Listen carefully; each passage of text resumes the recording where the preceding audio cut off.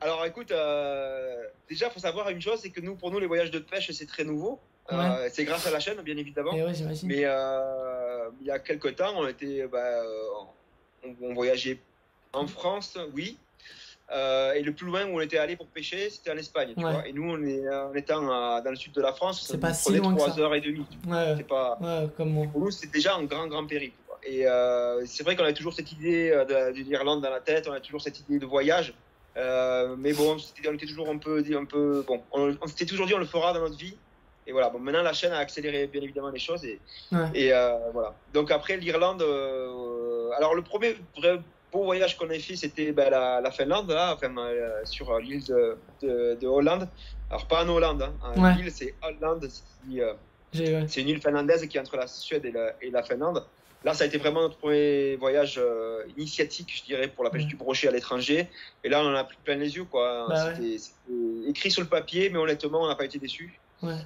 L'Irlande, on a touché du doigt. On a pêché, tu as vu la vidéo sûrement, où on a pu pêcher une belle journée. On a fait direct, moi j'ai fait direct mon record brochet dans les 10 premières minutes.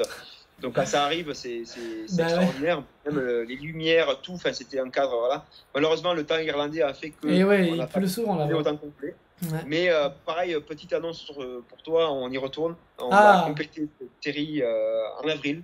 Donc on va y retourner. en Et avril?